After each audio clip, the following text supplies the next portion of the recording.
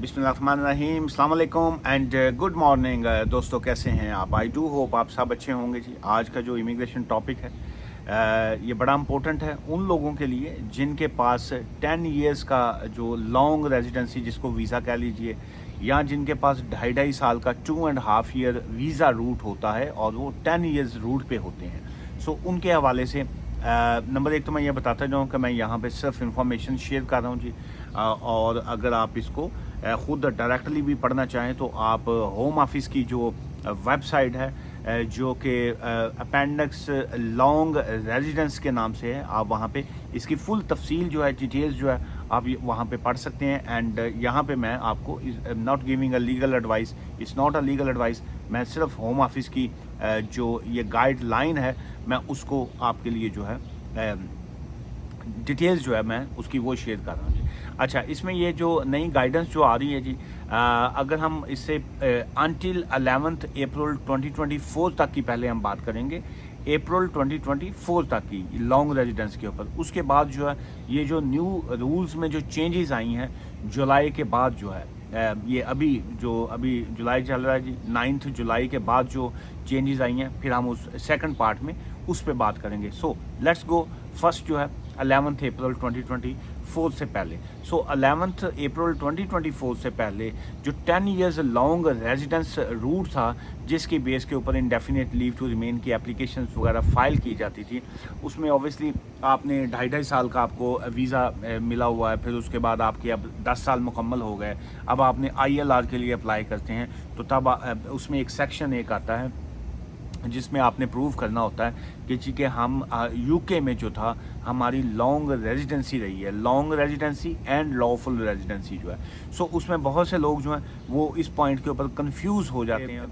बहुत सी इंक्वायरीज और बहुत से क्वेश्चन जो थे वो इसी से रिलेटेड जो थे लोग पूछते भी रहते हैं। और बाज़ का मैंने डिफरेंट प्लेटफॉर्म्स के ऊपर, यूट्यूब पे, टिकटॉक के ऊपर मैंने देखा कि जी के इसके ऊपर बहुत से लोगों की कन्फ्यूजन भी है और बहुत से लोग जो हैं इस पॉइंट के ऊपर एक दूसरे को जब एडवाइस करते हैं या मशवरे देते हैं या अपना एक्सपीरियंस शेयर करते हैं उसकी वजह से मज़ीद कन्फ्यूजन जो है वो फैलती है। सो एक तो मैं आपको आज की इस वीडियो से जो मैं अवेयरनेस जो है वो देता जाऊँ कि जितने भी प्लेटफॉर्म्स होते हैं इस तरह के जहाँ पे एक बंदे ने एक क्वेश्चन लिखा है, लेट्स से अक्सर मेरी ही वीडियो के ऊपर जो है एक बंदा कमेंट्स कर देता है कि जी मैंने लॉन्ग रेजिडेंसी अप्लाई करनी है, मैं कैसे करूँ? वहाँ पे एक ऐसे ही खाम खा का एक थर्ड बंदा एक आएगा, वो कहेगा भाई तुम इस तरीके से लॉन्ग रेजिडेंसी अप्लाई करो, फलां डॉक्यूमेंट्स लगा देना, ये कर देना, वो कर देना।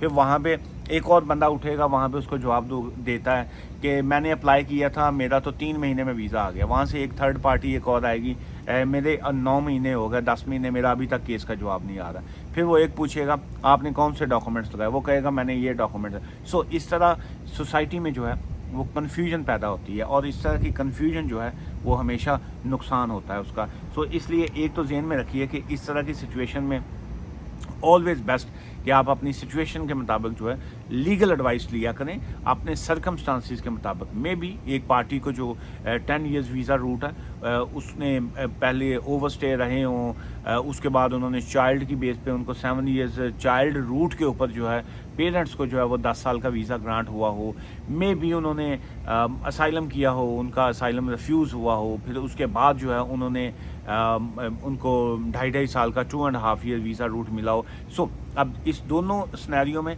डिफरेंस आ जाता है, फ़र्क आ जाता है कि पहले का केस क्या था, दूसरे का क्या है। मे बी एक बंदा जो है वो ऑलरेडी उसने यहाँ पे ओवरस्टेज था, लीगल इलीगल था, फिर उसने किसी से मैरिज कर ली, मैरिज के बाद जो है वो एप्लीकेशन स्पाउस की डाली, वो रिफ्यूज़ल आ गई, बच्चे हो गए, उसकी बेस के ऊपर उनको अपील पे जाके जो था वो वीज़ा ग्रांट हो गया। सो अब इनकी सिचुएशन में और डिफरेंस है।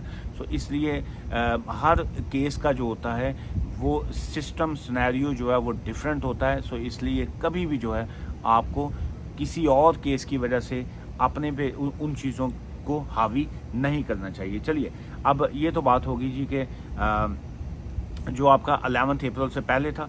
सो उसमें यह था कि रिक्वायर्ड जो था absence from the UK of no more than 18 months जो था, 18 मंथ्स का था कि आप पिछले 10 सालों में जो है 10 इयर्स में आप 18 महीने से ज़्यादा जो है वो बाहर ना रहे हों। सो वो 18 मंथ्स जो है वो कितने बनते हैं जी? दैट्स 548 डेज़ जो है इन टोटल बनते हैं। और अगर हम 6 मंथ्स की बात करते हैं 10 साल के वीज़ा रूट में भी जो आपका 2.5 साल का वीज़े की अगर हम बात करें तो आप उस 2.5 साल के वीज़े में कंटिन्यूसली जो है वो आपका 184 डेज़ जो होता है वन टाइम जो है वो आप बाहर ना रहे हों। अगर आप उसमें बाहर रहते हैं तो उसमें एक तो वो वीज़ा आपका जो है वो कर्टेल हो सकता है, कैंसिल हो सकता है। सेकंड ये है कि उसमें बहुत सी चीज़ें किसी न किसी वजह से, हाँ अगर तो किसी के कोई ऐसे सर्कमस्टांसिस थे कि जी कि उनको वहाँ पे कोई मेडिकल इश्यूज़ आ गए या कोई और वजूहात हैं, फिर एक डिफरेंट सीन है। अदरवाइज़ जो है आप 10 ईयर्स वीज़ा रूट में आप नॉट मोर देन 184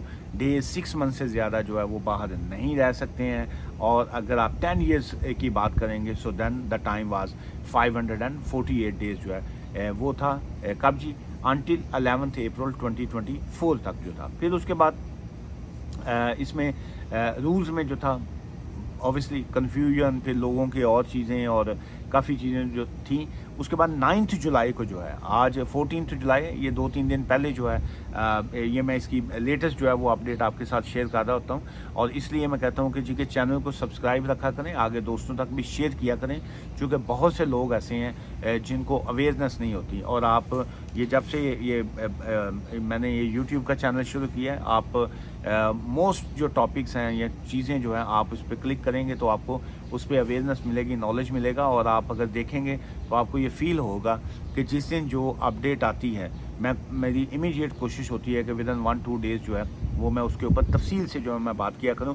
और फिर उसी से रेलिवेंट जब सवालात वहाँ पे निकलते हैं तो मज़ीद मुझे भी मौका मिलता है कि मैं भी उसकी मज़ीद जो है उसकी मैं स्टडी करूं या मैं उसके केस लॉ देखूं। फिर उसके बाद जो है मैं आप तक इंफॉर्मेशन जो है वो मैं शेयर करूँगी। चलिए अब आते हैं सेकंड पार्ट की तरफ। 9 जुलाई 2024 द होम ऑफिस ने जो था उसकी क्लैरिफिकेशन जो दी, उसमें उन्होंने कहा कि अनफॉर्चुनेटली फॉर सम एप्लीकेशन जो है वो उसमें डिफरेंट सिनेरियोज आ जाते हैं, जिसकी वजह से उसमें रिफ्यूज़ल्स आती है। और बहुत से लोग जो हैं वो यही समझते हैं कि जी के शायद उसमें हमारा 6 मंथ से ज़्यादा गैप था या हमने 10 ईयर्स लॉन्ग रेजिडेंसी को प्रॉपर मुकम्मल नहीं किया। लेकिन इसके साथ साथ और भी बहुत से इश्यूज़ होते हैं जिसकी वजह से जो है वो एप्लीकेशन को वो रिफ्यूज़ करते हैं जी। और उसमें अब जो फाइनल स्टेज है जी, उसमें यही है कि द गाइडलाइन कंफर्म के जी 548 डेज़ जो है lives on as a maximum total number of days जो है उसमें लॉन्ग रेजिडेंसी में है। सो ऑन ILR 10 ईयर्स जो वीज़ा रूट है। सो इसमें इन शॉर्ट आज की इस वीडियो में मेन एक तो मैं अगेन यही कहूँगा कि आप अपने सर्कमस्टांसिस के मुताबिक जो है एडवाइस लेके फिर आगे एप्लीकेशन किया करें। सेकंड ये है कि इसको इन शॉर्ट ये समझिए कि आप अगर जैसे 11 अप्रैल से पहले की जो था उसमें टोटल टाइम पीरियड जो था उसको भी साथ में कैलकुलेट किया जाता था कि जी के क्या 584 डे से ज़्यादा अगर हो गए हैं तो आप उस टाइम से जो है लॉन्ग रेजिडेंसी से आउट हो जाते हैं। सो अब इन सिंपल वर्ड्स ये है कि आपने कंटिन्यूसली जो 184 डेज़ है वो बाहर गुजारेंगे तो आपका वो टाइम जो है वो सारा कोलैप्स कर जाएगा। वो आप उसमें आपकी एप्लीकेशन जो है उसमें रिफ्यूज़ल आएगी। सो अगेन इसको मैं अब किस तरीके से मैं एग्जांपल दूं, इसको चलिए ऐसे कर लेते हैं कि एक शख्स जो है वो गया आउटसाइड दी कंट्री गया, लेट्स से 30 डेज़ के लिए गया, 1 मंथ के लिए 30 डेज़ उन्होंने बाहर गुजारे। अब उसके बाद जो है वो वापस आ गए। अब उसके बाद वापस आने के बाद उन्होंने सोचा कि जी कि मैं जो है वो 6 मंथ मेरे पास अभी भी अलाउड है, 184 डेज़ जो है तो मैं बाहर रह सकता हूँ। सो टेक्निकली तौर पे वो 184 डेज़ उन्होंने बाहर गुजार लिए वन गो में जो था। 184 डेज़ जो थे उससे पहले वो 180 डेज़ में या 182 डेज़ के बाद वो वापस आ गए।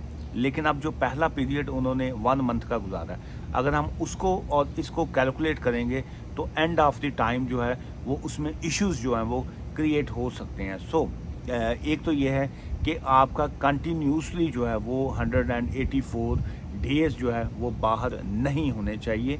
ये हम उस वीज़े की बात कर रहे हैं जहाँ पे लॉन्ग रेजिडेंसी है। अब ये ना हो कि यहाँ पे स्किल्ड वर्कर वीज़े वाले आके कहें कि जी कि मेरा तो ये क्या बनेगा, या स्पाउस वीज़े वाले आके कहें कि जी कि मेरा तो ये टाइम फ्रेम क्या बनता है।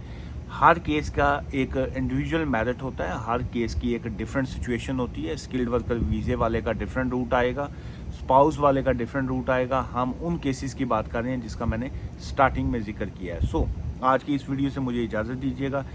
अगेन इस तरह के जो वीडियोस होती हैं उसमें स्टिल कन्फ्यूजन जो है वो रहती है, लेकिन कन्फ्यूजन कहाँ पे दूर होती है, अगर आपके रेलिवेंट क्वेश्चंस आते हैं, अगर आप उसी से रिलेटेड अगर सवालात छोटे छोटे पूछते हैं ना इन नॉलेज के लिए, ना कि अपना केस वहाँ पे डिस्कस करें कि जी बड़ा लंबा चौड़ा आप अपना, बहुत से लोग जो है वो केस इतना लंबी डिटेल्स दे देते हैं। नंबर एक तो मैं यूट्यूब का ये जो कमेंट्स या बाकी चीज़ें हैं मैं उसको नहीं देखता हूँ जी। हमारी जो सोशल मीडिया की टीम होती है वो उसमें जो बड़े अहम किस्म के सवालात होते हैं कि वो समझते हैं कि जी इसके ऊपर हमें लोगों को नॉलेज देना चाहिए, वो फिर एक क्वेश्चंस की एक लिस्ट एक मुझे बना के मैसेज कर देते हैं कि ये 4, 5, 6 क्वेश्चंस ऐसे हैं जिसके ऊपर लोगों को अवेयरनेस चाहिए होती है। सो मैं वहाँ पे उसको नेक्स्ट वीडियो में शामिल कर लेता हूँ। ऑब्वियसली जो हमारी सोशल मीडिया की जो टीम हैंडलर हैं, जो ऑफिस के अंदर की ही टीम होती है, और दे नो कि वो भी चूँकि लॉ नोइंग ही पर्सन होते हैं, सो इसलिए वो उन्होंने जहाँ पे आपको लिखा होता है you need a legal advice, उसका मतलब ये होता है कि अब आप इस केस में हम कुछ नहीं कर सकते, आप अपना